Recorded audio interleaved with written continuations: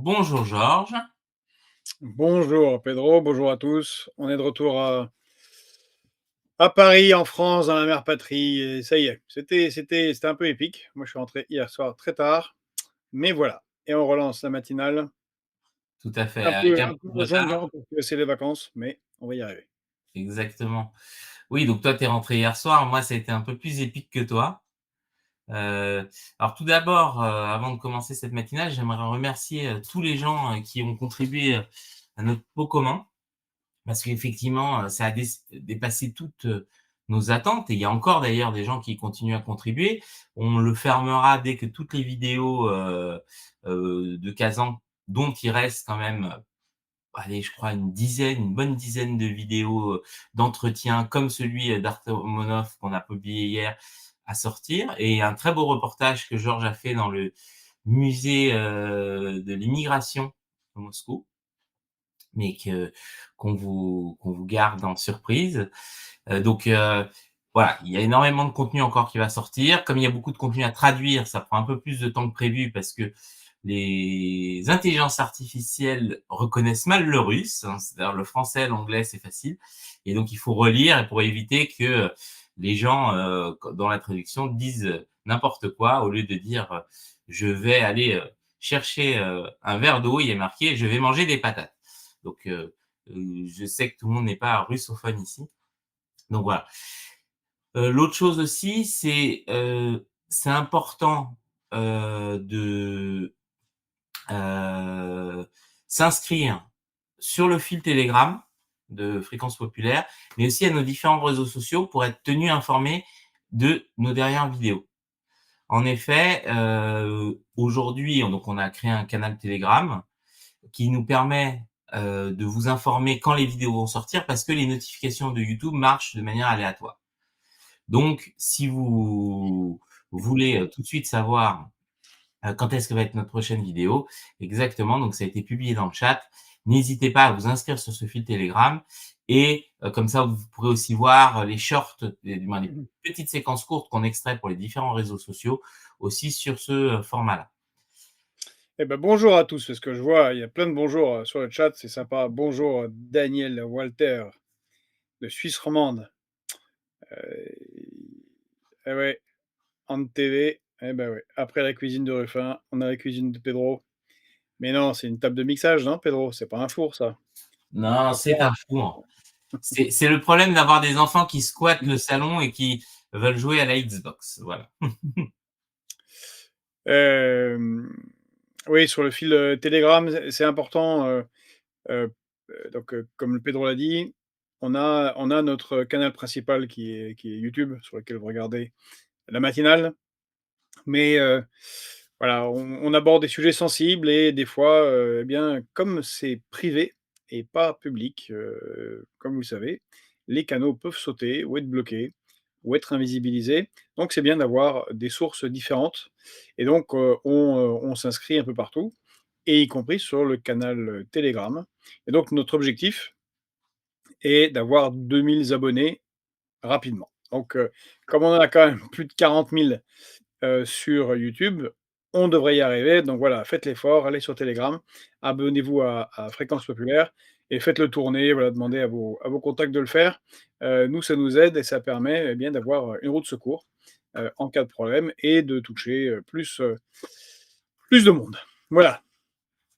Alors, est-ce qu'on va avoir un hors sujet avec le four? Est-ce qu'on va faire des pancakes ce matin? Non, les pancakes, c'est pas au four, c'est à la poêle. Est-ce qu'on va faire des cupcakes? Qu'est-ce qu'on va faire? Est-ce qu'on va faire des cakes? Qu'est-ce qu'on va faire ce matin, Pedro? Dis-nous tout. Alors moi, j'ai un Est-ce qu'on petit fait une vraie hors-sujet matinale avant, avec la séquence cuisine? voilà, Est-ce moi j'ai qu'un un cuisinier va apparaître dans ton dos et va nous faire une recette? Non? non, il y a rien dedans, désolé. Je suis désolé, on va plaisanter un peu parce qu'on est un tout petit peu azimuté. En fait, moi, j'ai l'impression d'être parti pendant 6 mois de chez moi. En fait, on a très, très peu dormi, pendant ce voyage. Je pense que ça s'est vu dans le train, hein. C'était, heu, le reportage dans le train avec, la chaleur étouffante, plus la fatigue cumulée, plus, ne pas déroger, à la tradition, de la vodka dans le train avec les voyageurs. Bon, c'est évidemment le matin, c'est pas terrible. Heu, voilà, beaucoup de voyages, beaucoup de déplacements, tout un tas d'avions, de trains, de transports, de changements d'hôtel. Heu, on a des bras en métal maintenant, c'est clair, parce qu'on porte, tout un tas de trucs. Donc on est un tout petit peu azimuté mais on va faire au mieux. Je crois que Pedro va nous raconter, son aventure, extraordinaire. Mon naufrage aérien, si on peut dire ça comme ça. Alors, effectivement, alors très simplement, parce que c'est pas forcément très clair pour les gens pourquoi je me suis retrouvé dans cette situation-là. Il n'y a plus de vol euh, direct Paris-Moscou. Ça n'existe plus. Par rapport à ça, comme il n'y a plus de vol direct Et Paris-Moscou, si je peux, avant que tu continues, puisque ça sert à informer, mmh, l'espace aérien, ouais, au-dessus de la Russie est fermé aux compagnies occidentales. Pourquoi? Parce que l'espace aérien est fermé aux compagnies russes. Donc il réciprocité, c'est la raison pour laquelle, les compagnies aériennes, entre autres chinoises, taillent des croupières aux compagnies aériennes occidentales parce que eux, ils peuvent passer par-dessus, la Russie, alors que les compagnies aériennes occidentales, qui doivent aller en Chine, au Japon ou ailleurs, eh ben, doivent contourner par le bas et ça rajoute 2 ou 3 heures de vol, donc du kérosène, donc des coûts supplémentaires. Voilà, donc le tout, contexte géopolitique aérien, de l'aventure de Pedro. tout à fait. Donc, ça oblige déjà à passer par des sites non européens pour acheter des billets, puisque les sites européens ne vendent plus de billets pour la Russie. Donc, généralement, on passe par des sites chinois, Singapour, tout ce que vous voulez, mais pas des sites russes, parce que les sites russes, on ne peut pas payer avec des cartes bleues européennes, parce que c'est ça aussi. C'est-à-dire que les sanctions font que bah, vous avez trouvé un super billet sur Yandex, mais vous ne pouvez pas le payer, à moins que vous ayez quelqu'un sur place qui le paye pour vous. Et donc, j'avais trouvé un retour qui passait par Koweït et qui était où il y avait 2 heures d'escale, etc. Ma femme me dit non mais t'es fou, c'est une zone un peu risquée quand même, tout autour il y a des pays un peu chauds. Je fais non mais je reviens un samedi, de toute façon l'Iran a déjà répliqué à Israël, Israël attaquera jamais un samedi, c'est le Shabbat, il n'y a pas de problème, j'ai pas peur, je passe par là. Et donc dans le vol, l'avion arrive vers Téhéran, d'un seul coup ça secoue un peu. Et le commandant, d'un seul coup, prend la parole et dit: «Suite à la fermeture de l'espace aérien de l'Iran, nous allons atterrir dans 15 minutes à Bakou». Et d'un seul coup, il descend comme ça, il vraiment fait une descente à fond. Et donc, ça nous réveille tous. Et donc, on découvre que le vol est dérouté, puisque c'était exactement, c'est-à-dire que mon avion arrivait dans l'espace aérien iranien juste au moment du début de l'attaque. Donc, on ne pouvait pas faire mieux. Donc on est dérouté sur Bakou, donc en Azerbaïdjan, donc aéroport qui ne nous attendait pas du tout, qui est pas un si gros aéroport que ça, donc il y a eu, je sais plus, une dizaine de Moi, je vols. dois dire que, voilà, je regarde un peu le manque de professionnalisme de Pedro, qui n'a pas pris la caméra pour filmer à ce moment-là les tirs sur, et nous faire un reportage directement, au-dessus de Téhéran. Et juste un salut à Fagilia, parce que je vois que Fagilia elle nous écrit de Kazan, en russe et en tatar, parce que la première orthographe, c'est en tatar. Voilà, et salut à Frédéric aussi. Allez, je te laisse continuer. Oui, d'ailleurs, Привет, Fagilia, да, il faut savoir que je n'avais pas d'internet à ce moment-là, donc je ne savais pas qui attaquait qui, hein. C'est-à-dire qu'on sait qu'il y avait une attaque, mais on ne savait pas si c'est l'Iran qui attaquait Israël ou quelqu'un d'autre. On savait juste qu'il y avait un bordel. Donc effectivement, à ce moment-là, on l'a su au moment de l'arrivée sur Bakou, où à ce moment-là, on a pu choper le RER, le Wi-Fi, le RER, le Wi-Fi de l'aéroport, que j'ai compris que c'était Israël qui avait attaqué l'Iran. Mais donc un truc par rapport à ça, c'est on arrive, on n'a plus aucune nouvelle. C'est-à-dire qu'on est débarqué dans l'aéroport avec d'autres avions et on nous dit bah voilà, c'est tout, vous êtes là.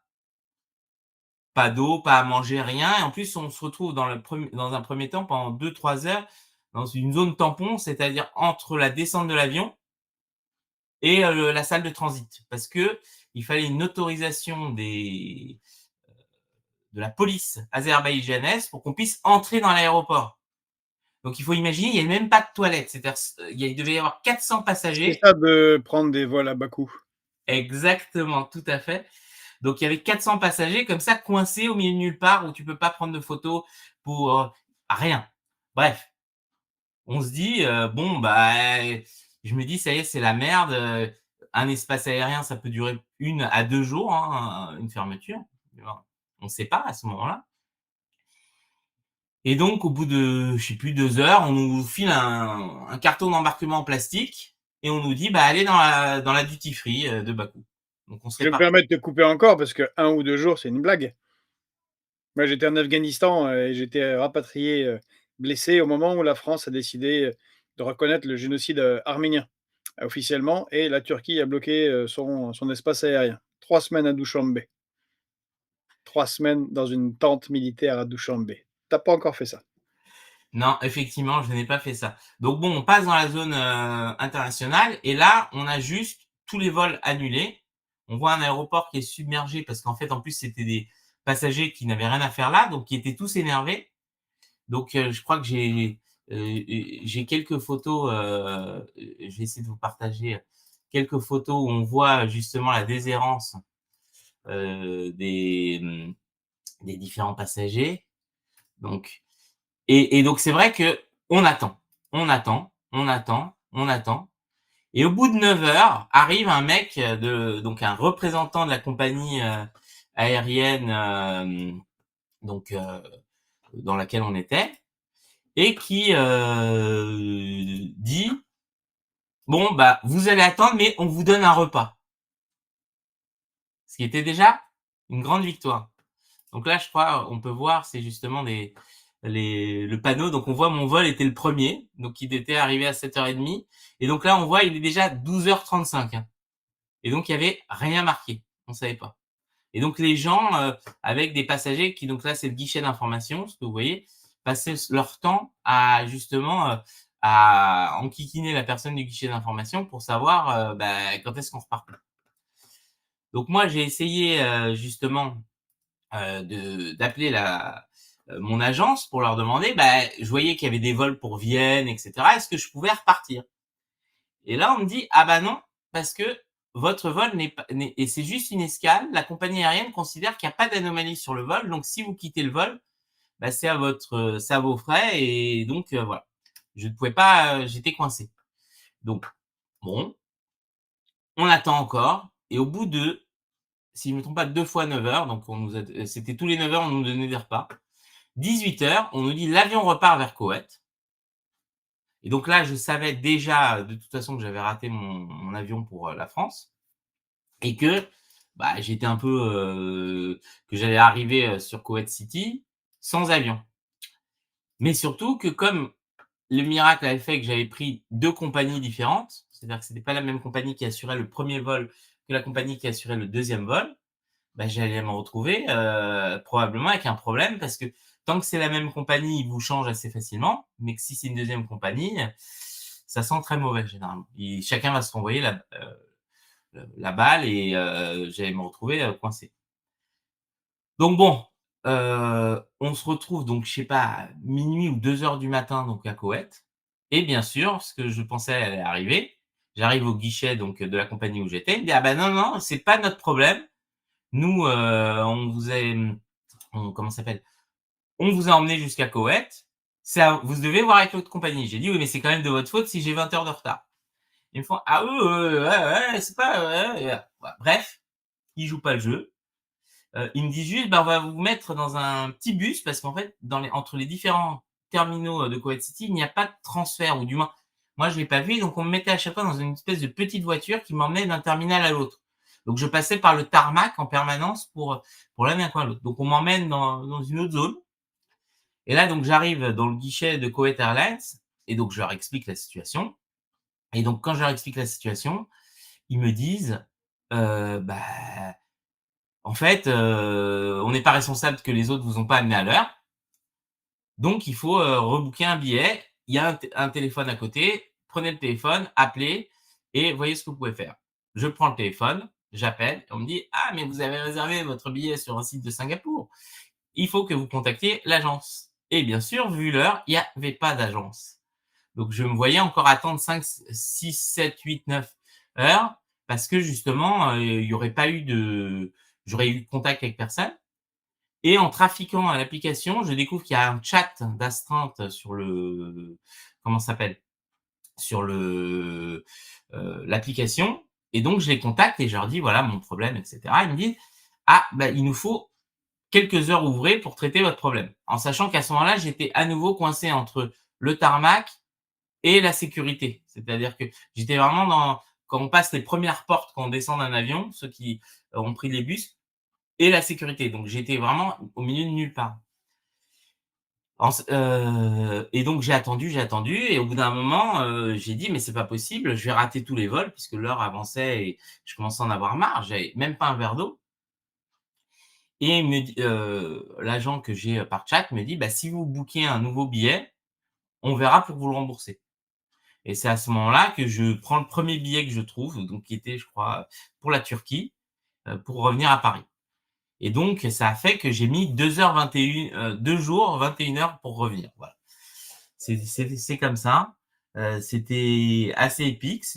C'était surtout très, très, très ennuyant parce que, l'ordinateur que j'avais emmené à Kazan pour monter les vidéos, le chargeur avait, cramé. Donc j'aurais eu au moins quelque chose pour m'occuper, ça aurait été sympa et que, bah, vu le nombre de fois où j'ai passé la sécurité et cetera, j'avais quasiment rien sur moi pour, parce que, il faut savoir que dans ces pays-là, dès qu'on passe la sécurité, il faut allumer l'ordinateur, il faut allumer tous les même les montres connectées, il faut les allumer et cetera. Donc au bout d'un moment, vous rangez tout pour pas, être emmerdé à chaque fois que vous passez des portiques, de devoir tout déballer.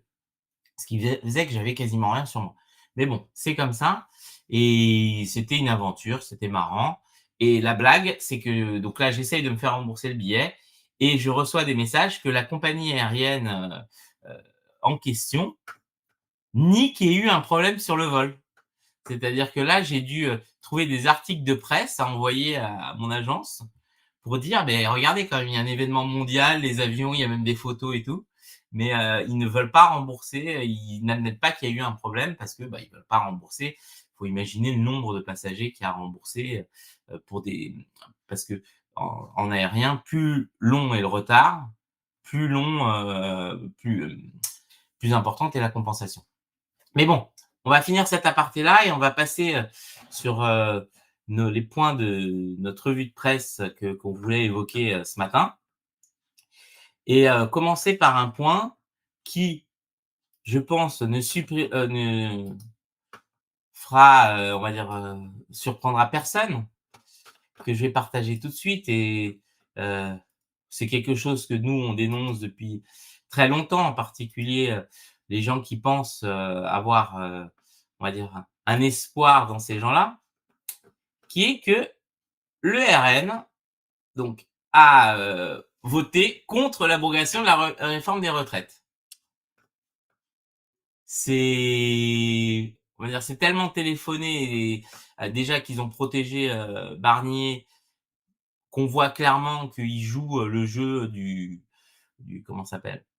Du gouvernement, mais ils ne votent pas, tout en disant qu'ils sont contre, cette réforme et qu'ils sont pour le retour à 62 ans. Donc qu'est-ce que tu pourrais me dire de ça, Georges? Alors, Alors beaucoup de choses, mais je vois qu'il y a encore d'autres personnes qui se connectent de Kazan, c'est très bien, Fréquence Populaire va devenir très populaire à Kazan et les Tatars sont très, très sympas. Donc bonjour à Valéria, Carlo Nova qui nous écrit de là-bas, et Tony Stell qui nous fait une blague, c'est vrai. Je pleure, mais avec du recul, Azeri. Très bien. donc qu'est-ce qu'on peut dire du RN qui dit d'un côté, ils sont contre, la réforme des retraites et de l'autre, quand il s'agit de l'abroger, est-ce qu'on n'est pas dans la même hypocrisie que le nouveau Front populaire qui veulent déposer le gouvernement, mais s'il faut voter avec le RN, ah bah non, ils votent plus? Si, c'est la farce, et notre effondrement, politique, continue. C'est ni le RN, ni la France insoumise ne semblent en mesure de prendre au la nature de la situation dans laquelle on est. Elle reste dans du jeu politicien, du positionnement des uns par rapport aux autres, pour améliorer, heu, sa visibilité en faisant des calculs politiciens pour la prochaine élection. C'est, c'est, c'est tragique, la situation économique, est grave, ne s'est pas améliorée, ne risque pas de s'améliorer. Heu, on est mis sur la touche, au niveau, international. On en a parlé avec le sommet pour la paix au Liban et en général, en particulier après le sommet des BRICS, mais la France en particulier est mise, sur le côté et on en reste à de la guéguerre de tranchées, un peu sans intérêt, au à l'Assemblée nationale. Bon, je sais pas, peut-être que au RN, il faut leur rappeler qu'ils veulent représenter les Français, la colère des Français, que 92 des, des salariés étaient contre la réforme de retraite, 75 de l'ensemble des Français. Heu, alors ils vont jouer sur le fait que, c'est tactique, puis ils considèrent comme, je pense malheureusement comme Jean-Luc Mélenchon qu'en fait les Français ne suivent pas ce qui se passe à l'Assemblée nationale, ils ne s'intéressent à la politique qu'au moment des grandes élections et que donc tout ça n'est pas grave. Mais en fait si, tout ça est grave, et ça montre le décalage complet de notre classe politique, par rapport aux enjeux dans lesquels on est. Oui, c'est pour ça que tous ceux qui, je pense, cèdent trop facilement aux sirènes du RN et qui nous présentent ça comme les derniers défenseurs du peuple, et cetera, se fourrent le doigt dans l'œil. On voit bien que sur tous les sujets, ils vont, là où les intérêts économiques priment et que si vraiment ils étaient pour moi, la suppression de la cette réforme des retraites, ils l'auraient votée. La question, c'est on va dire, le greater good, comme diraient les Américains. L'important, c'est le bien collectif. C'est pas les intérêts politiciens des uns et des autres. Mais bon, Bah, comme l'écrit «Je suis partout», c'est évident que le RN fait partie de l'opposition contrôlée. Oui, c'est de l'opposition contrôlée. C'est le problème, c'est qu'il faut prendre son courage à 2 mains et si on veut réellement changer la France, évidemment que la voter l'abrogation de la réforme des retraites a des conséquences, majeures sur le gouvernement, et pourrait entraîner, derrière sa dissolution. Bon, c'est pas ce qu'ils ont décidé de jouer, donc ils vont laisser passer, beaucoup de choses. merci Georges. Alors un deuxième petit sujet, parce que c'est comme une petite musique qui revient Juste, régulièrement. je pré c'est intéressant parce que, Happy Fuchoku, c'est bien résumé. Situation ubuesque, les Français sont pour l'abrogation, le RN est pour l'abrogation, le NFP est pour l'abrogation, mais on n'abroge pas. Voilà, c'est bien. Paralysie. Il est fort, hein, Macron, hein, franchement, il faut arrêter de dire que c'est un imbécile. Alors, OK. la minimisation des propositions, je pense pas que ce soit ça, je pense qu'en vrai, chacun veut s'attribuer le mérite, au contraire, c'est pour ça. Ils veulent tous être le gagnant du truc et au final, ils s'en foutent si le peuple gagne ou Et non. c'est Frédéric Leduc qui le dit, voilà, la personne ne veut réellement perdre sa gamelle, personne ne veut réellement la démission de Macron, mais Frédéric, surtout, personne ne veut réellement, eh bien, avoir cette tâche politique réellement difficile qui est, de changer le cours, l'orientation générale, et économique et géopolitique de la France dans un contexte difficile. Ah oui, ça sera pas simple et bon, il y a il y a pas beaucoup de candidats à ça. Il y a beaucoup de candidats à toucher, entre 7 000 et 20 000 € par mois et faire des belles phrases, mais pour, s'occuper du pays réellement dans un contexte de crise, à tout de suite, c'est plus dur. Ah, attends, je lui avais envoyé, alors attends une seconde, parce que c'est Jacques Sapir qui m'envoie un petit message qu'il a des difficultés pour, se connecter au lien. Donc un instant, je lui envoie. Mais on va parler du deuxième sujet pendant ce temps-là, en fait, qui est un Ouais. sujet qui revient un peu tout le temps, heu, qui est justement, une petite histoire, si tu veux. C'est encore un scandale sanitaire, scandale sanitaire, voilà, alors attends, ici. Alors, un instant. Un scandale sanitaire, comme il y en a eu des dizaines, l'Union européenne est censée, pouvoir, nous préserver de ça et bah, malheureusement, ça marche pas. C'est-à-dire qu'à nouveau, on voit que les lobbies ont réussi à faire un sujet, la contamination donc du thon au mercure et que 100 du thon vendu en boîte en Europe serait contaminé au mercure. Alors on se souvient du cheval dans les, comment ça s'appelle? Dans les lasagnes, de la vache folle, c'est récurrent et l'Union européenne qui était censée être là, pour, justement empêcher ça, heu, beh, ça ne marche pas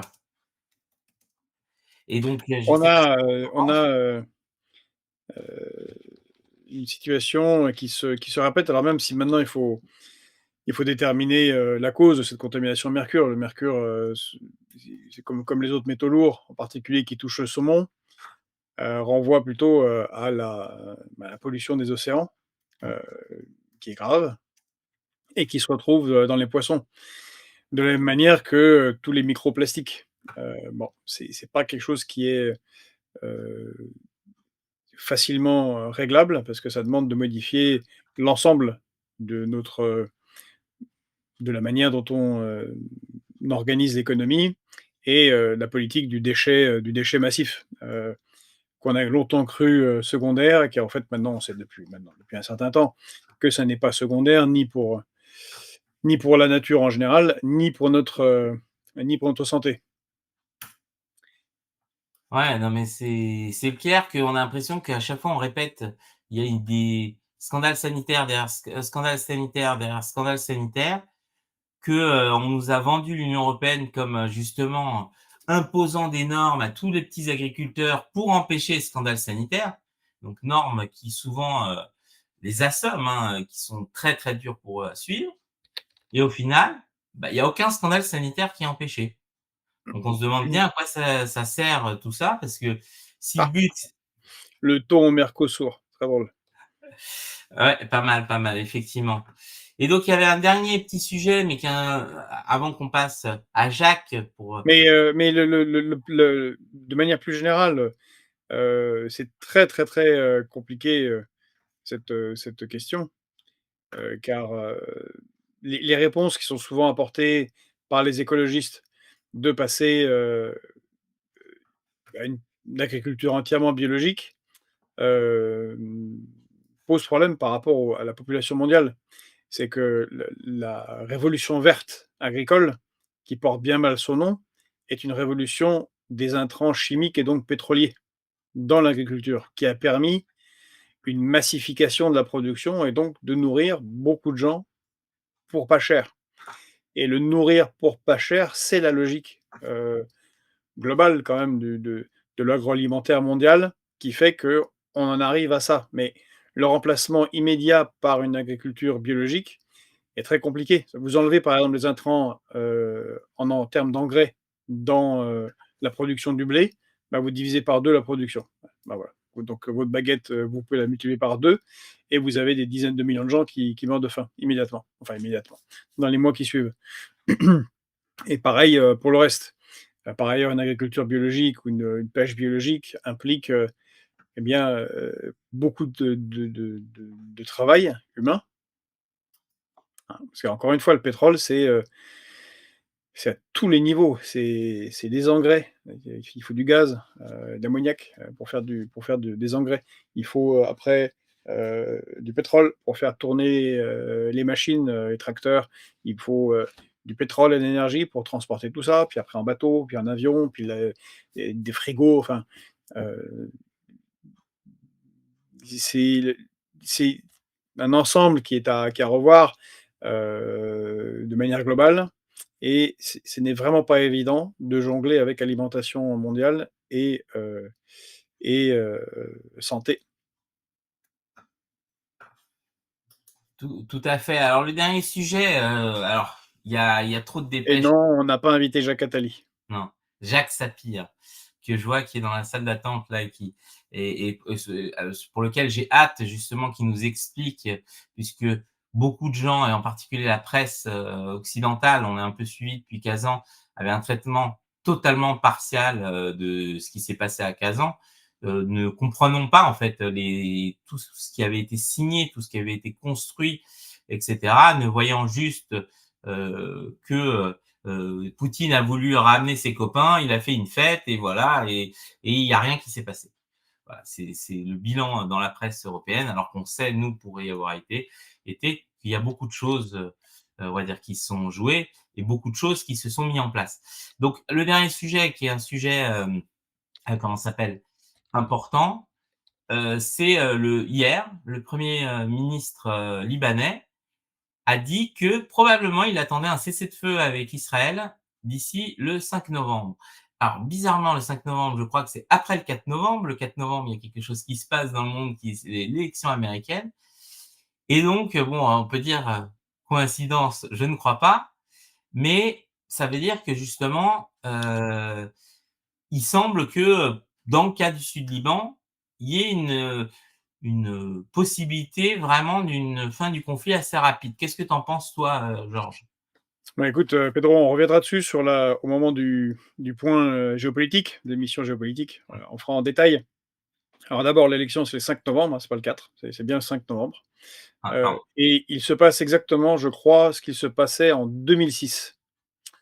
Heu et je regrette beaucoup car, j'ai eu des discussions avec, des gens, en particulier Jean, Misrahi, qui m'a beaucoup attaqué sur Twitter pour les analyses que j'ai faites, sur la situation actuelle, en disant que tout ce que fait le gouvernement Netanyahou, en dehors du massacre de Gaza, et de tenter de déclencher des guerres au Proche-Orient, est négatif pour Israël. C'est pour Israël que c'est négatif. C'est un fantasme ce qui se passe. Ils n'arrivent pas à abattre, le Hezbollah, ils n'arrivent pas à mener leur guerre. Tout ce qu'ils arrivent, c'est à faire un immense massacre sans résultat politique.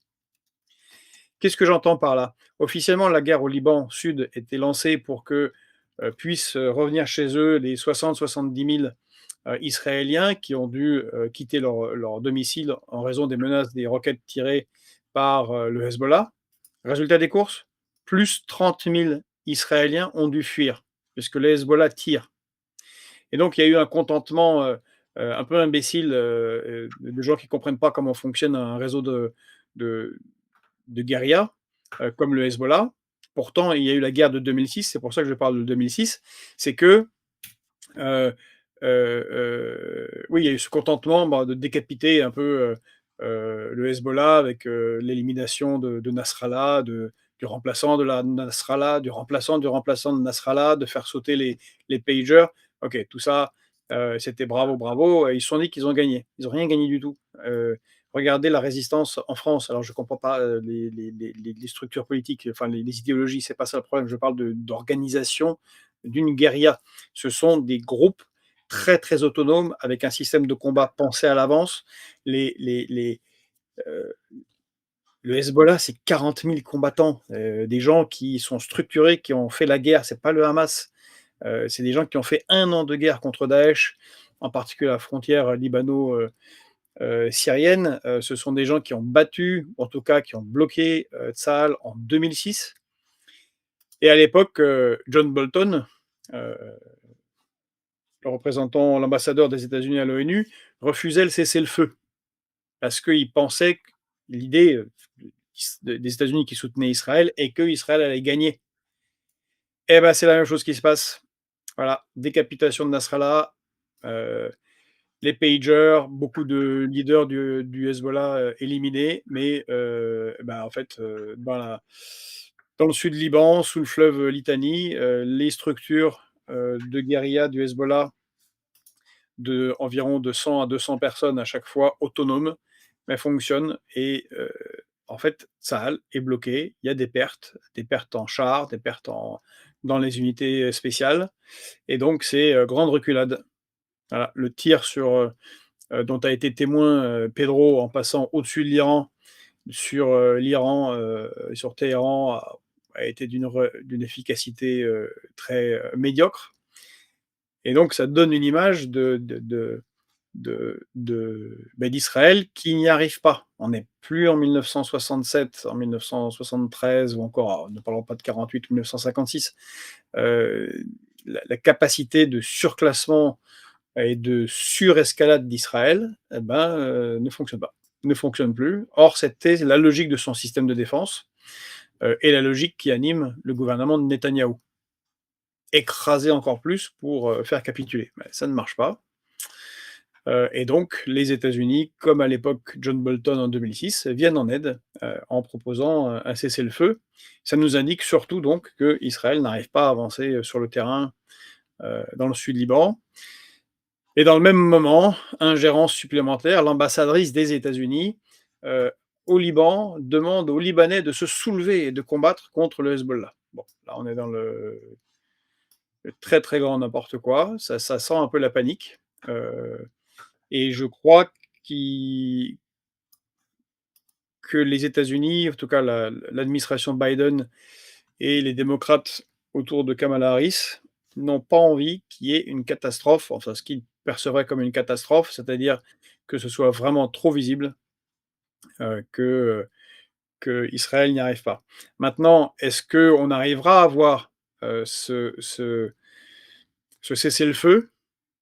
Le problème, c'est que justement Israël a éliminé beaucoup trop de leaders politiques, ceux qui peuvent négocier, du Hezbollah comme du Hamas, et que c'est pas les combattants, et les commandants locaux qui feront les négociations. Par contre, eux, ils vont continuer le combat. Voilà, donc la conséquence pour le moment, c'est plus 30 000 Israéliens qui ont dû quitter leur maison. Les roquettes tombent sur Haïfa, sur Tel Aviv, sur la côte. Voilà, comme le Pate de Stal le dit, impasse totale. Sauf que les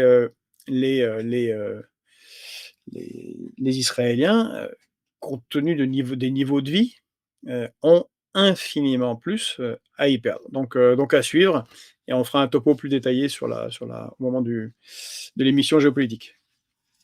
Merci Georges. Alors, on va passer, sans attendre, à Jacques qui a justement décrypté toutes les annonces économiques, on va dire, justement, de Je crois qu'il y a une petite précision parce qu'il y a une discussion entre Lanis et Adrien sur, l'agriculture. mmh. Je soutiens pas les pesticides ou l'agroalimentaire, l'agrobusiness. Je dis la réalité de, la révolution, verte, en disant que c'est pas une révolution verte, c'est une révolution d'intrants chimiques. Mais c'est juste, c'est organisé comme ça.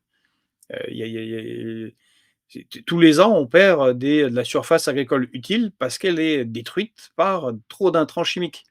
Juste, ce que je voulais dire, c'est qu'on ne peut pas juste faire du déclamatoire comme dans tous les domaines en disant: «Ah bah, il y a qu'à», parce qu'en fait, il y a qu'à demande à changer la logique globale de l'organisation, de l'agriculture, mondiale, et très pratiquement, comment est-ce que c'est produit? Comment est-ce que c'est transporté? Comment est-ce que c'est consommé? Et c'est pas des choses qui se font en un claquement de doigts. En particulier, quand on a sabordé, je parle même parce qu'on peut penser à nous, nous les pauvres, ah bon, bah, c'est terrible, on a des intrants chimiques et puis il y a des pesticides, ça nous fait des cancers, on mange des métaux lourds, c'est pas sympa. Mais il y a des gens à qui on a détruit totalement l'agriculture. Je pense aux Africains, à qui qu'on écrase sous de l'agriculture subventionnée, sur chimique, sur pétrolier, leur propre, Ah, Georges a sauté, oui, leur propre production agricole, qui font que eux localement, ce que nous on souhaiterait chez nous, peuvent pas produire parce que, l'équivalent en céréales, sur le marché de Dakar est beaucoup plus cher que ce qu'on leur envoie par bateau ou par avion. Donc c'est globalement que c'est très compliqué. Donc c'est le seule remarque que j'avais faite, et c'est un sujet géopolitique majeur. je suis d'accord avec toi et il y a un sujet qui est souvent, pas pris en compte par les écologistes sur la question du changement d'agriculture, c'est la dépollution des sols. C'est-à-dire qu'il y a des coins en France, je pense à la Bretagne et cetera, les sols sont pollués pour des décennies. Donc même si on change la moyenne de production, la dépollution des sols, des nappes phréatiques et cetera, mettra très longtemps aussi. Donc, bon, c'est comme ça va être, c'est pas quelque chose de simple.